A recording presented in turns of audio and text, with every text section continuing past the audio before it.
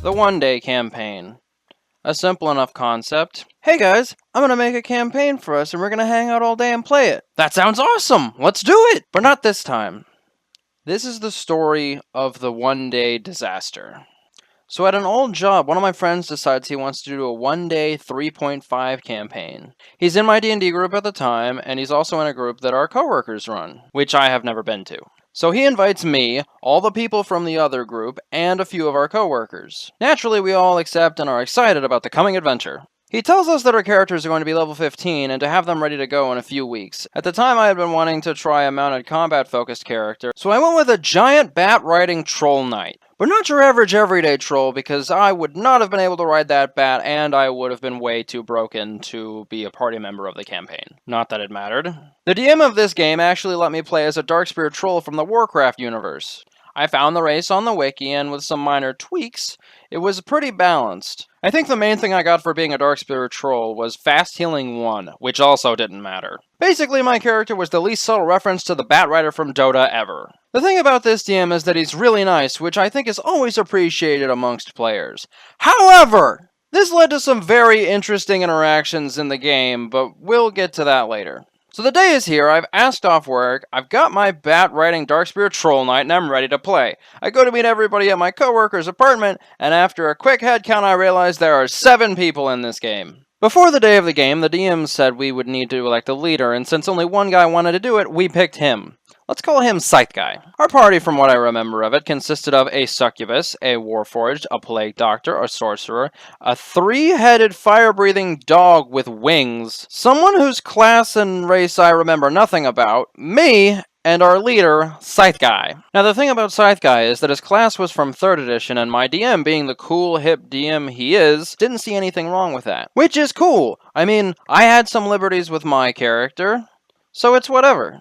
So in-game we're a band of mercenaries, and our job is to take out bad guys over here, while a war is being fought over here. Sounds easy, right? Wrong. We start our adventure, and our first encounter goes pretty well. Too well, in fact. Scythe Guy had pretty much taken on everybody and killed them effortlessly. Maybe it's a fluke, I thought. His rolls were really good. Yeah, that's it. We RP some, and we have another encounter where we need to raise a settlement that is controlled by an enemy army. We engage the forces at the settlement, and Scythe Guy effortlessly kills all of them too. If you're starting to see a pattern, you're about the same place I was at the time. I don't remember the specifics of it, but with Scythe Guy's class, a few special feats, and of course a scythe, he was able to attack, gain a bonus to crit, which since he was using a scythe was about ×4 damage, and if he hit, which was hard for him not to do, he could attack again. I believe this feat was Whirlwind or something, so this guy was essentially a tornado of death. We raise the settlement with no problem, and we find out that there is an enemy stronghold to the north a few weeks from here. And a few weeks travel north from that was the place where the evil bosses of this army were. It was at this point I realized how the campaign worked. While the armies fight over there, we just need to make our way from the southernmost part of the continent to the northernmost part of the continent, and take out all the bad guys on the way. This realization, however, was clearly not shared by some of my party members, our leader included. So after raising this settlement, the obvious choice was to go east and wait for a shipment of supplies to come from the north.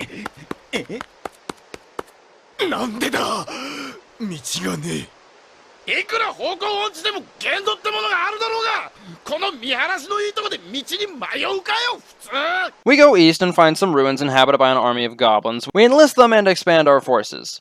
So we're ready to go north and start taking out the bad guys, right? Wrong! Again! Instead, we decide to spend 6 weeks building boats at the coast, so that we can literally skip a good third of the campaign. Which is really frustrating for me, because guess who got to fly around in this giant bat mount and ask our allies if they needed help? To which they said, no, why are you here? You're supposed to be attacking them over there!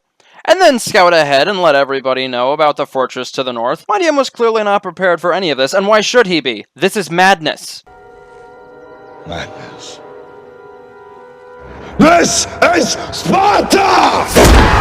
At this point, our plague doctor decides to go on his own adventure and poison our enemies through their water supply. And to this day, my biggest regret about this campaign is not going with him. So we build boats and sail around the fortress I had scouted. And at this point, the DM, in a very aha moment, says, you guys encounter a fierce storm, which I cast Calm Weather. I look up, and it's the sorcerer. To which my DM replies, You make it there without any real problems. We make port in a very fancy-looking city full of high-class people, and naturally, us being, well, us, we look very out of place. At one point in this city, we split the party, and our basically Cerberus character and the succubus are walking around town when a guard stops them. The guard has a simple inquiry. We have been informed of a group of mercenaries making their way north, and we have been instructed to question anyone who looks like they are from out of town. Please, if you could just come with us. Now remember how I said my DM was really nice? I have never seen that be more of a hindrance than in this moment. So the succubus obviously has high charisma, and she's a succubus. Why wouldn't she? And of course you're gonna put Branks in bluff, because why wouldn't you? That is not the issue in this scenario. The succubus responds with, I see no reason to be called in for questioning. I am just a mild-mannered lady walking around with her abnormal dog. And whatever gods were in this campaign, bless this guard. Because he tried to roll sense motive, and I can only equate that to a wildebeest walking into a pride of lions. The guard, of course, completely believed her, but regardless, he was under orders.